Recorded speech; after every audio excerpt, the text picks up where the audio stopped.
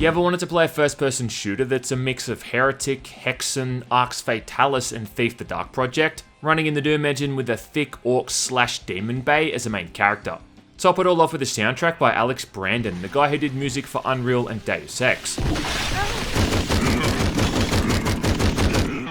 Well, the good news is that now you can, because Hedon exists, though you'd hardly know it because barely anyone is talking about it, which is kind of odd. So I first heard about this thing back when it was a Doom 2 mod and when GmanLives did a couple of videos on it. And about the only other coverage I've seen is my boy Sailorkin Sekwa, who's also just done a review for it as well.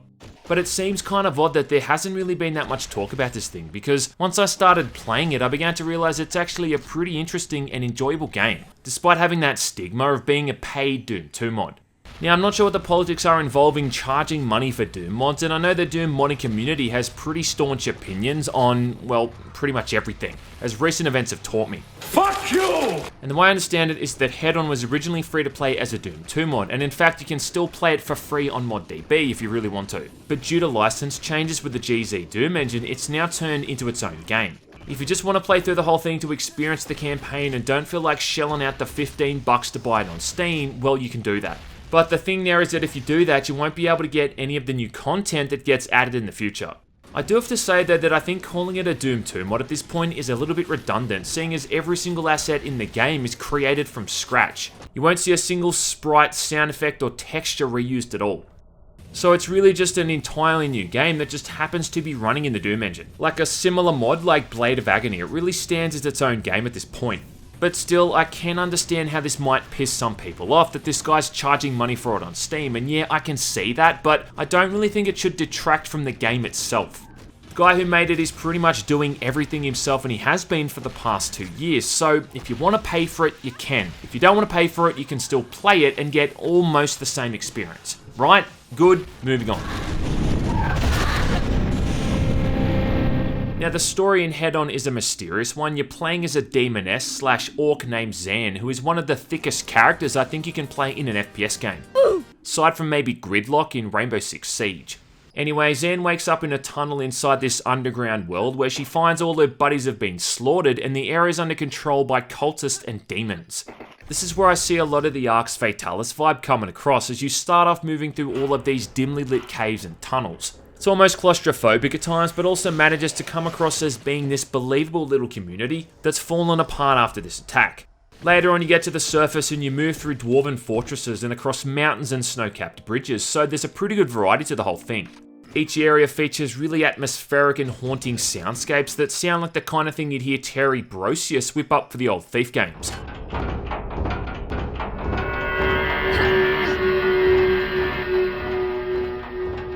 It's got like this constant eerie ambient soundscape that changes from area to area, and it almost makes certain sections feel like borderline horror. And then when you're not being treated to this ambient soundtrack, you've got Alex Brandon's music kicking in. It almost sounds out of place at times, feeling like it should be in a cyberpunk game instead of this dark fantasy setting, but still pretty awesome stuff.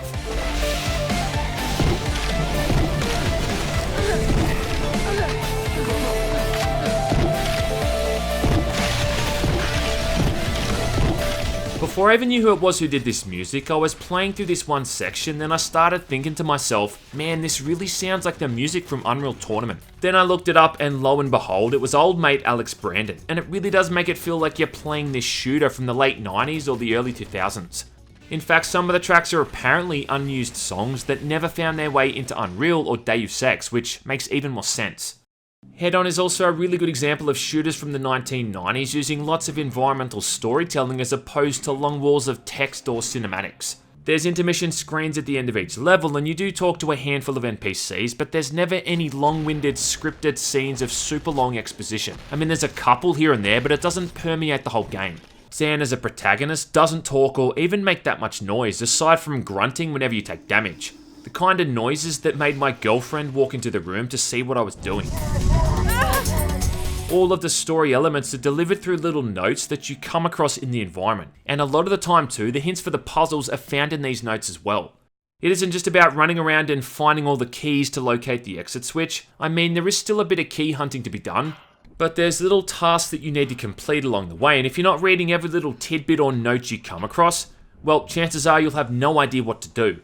Things like crafting iron or mithril bars, powering up generators, or crafting magical purple ink to remove a magic ward from a locked door.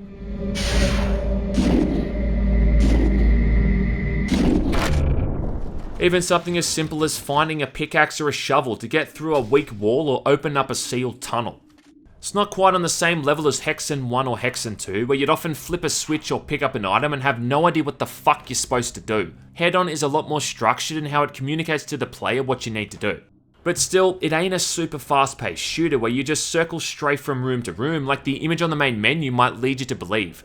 In fact, I think the first level in the game is easily the slowest, and it takes a bit of time before you start getting into all these heavy-duty gunfights with these swarms of enemies. And off the back of that, I think this is why some people might not like this game, because it can be pretty slow paced at times. I mean, it's not completely devoid of action and there's heaps of combat to be had, but there are sections where you just be spending 15 or 20 minutes running around looking for that one item you missed, to craft that one component of something you need to press on. And it can kind of kill your buzz a bit if you've just had this really awesome combat segment against all of these enemies and just kick their shit in, only to now spend 5 minutes running around to try and find the next key or that mission item. I do appreciate how the automap shows locked doors and what key you need to open them, which is handy and kind of reduces the backtracking a fair bit. But if you were just hoping for a brutal Doom with an Orc Bay instead of a Doom Guy Bay, well, this might not be what you're after. Still, having said that, the combat's pretty fun though. In fact, I think most games running in the Doom engine always have pretty good combat, just because the engine has really good bones when it comes to that sort of thing. And the weapons in Hedon are really a quality over quantity kind of deal. In fact, you start off without any weapons for the first 10 or 15 minutes with nothing but your fists, till you eventually find an axe and get to start chopping apart these giant worms, which look like something that I should probably speak to a therapist about. The go-to weapon early on in the game is the spike gun, and this is a machine gun of sorts that fires out these little spikes, which do moderate damage with a decent fire rate. The basic cultists also throw the spikes at you, and drop them as ammo when they're killed, so this will usually be the fallback weapon. What you get your purple little hands on next is the frag fire. Now this thing is a combination shotgun and a flamethrower. The shotgun's the primary fire mode, which is pretty devastating, and the alternate fire mode is the flamethrower, which sets enemies alight and makes them run around for a bit before collapsing, kinda like the flare gun in Blood. After that you get the crushbow, which is a crossbow that fires explosive rounds, and I'm sure Bubba and Leonard from Redneck Rampage would be proud. This is kinda like your rocket launcher, your RPG, or whatever you want to call it, and it's pretty handy for crowd control. And this thing is just so radical, like firing into a group of bad guys and watching them all explode just never gets old.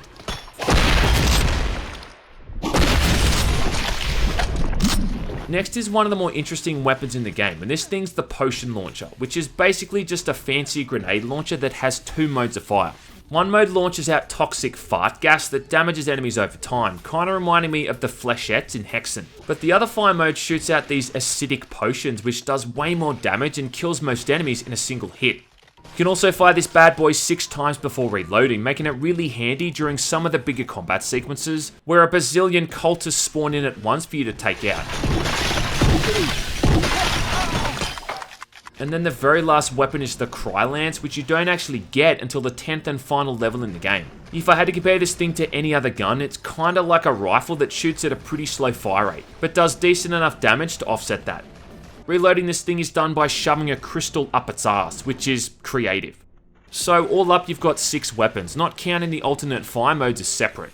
When you throw the power-ups into the mix, it adds another layer to the combat. There's power-ups to increase your attack speed, your damage resistance, and you can even stop time. Sadly though, there's no power-ups to regulate that thick, orcish booty. I mean, damn. Overall, I think Hedon has a pretty decent length to it. The whole thing took me about 6 hours to get through, and the level that took me the longest was the last one, because it's the most challenging, but mostly because it's just huge in size. Everything else in this game took me about 30 minutes, but this one took me over an hour.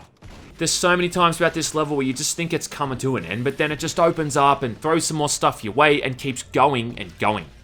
I was genuinely impressed at the detail in this map, but also how the objectives and the flow of this level just keep changing almost constantly. Not to mention it also includes the final boss fight to top it off. They've just really packed so much shit in here, it's insane. But it never felt like it dragged on, and by this point you've got all the weapons and even your own harem of friendly NPCs to help you out, so it's awesome.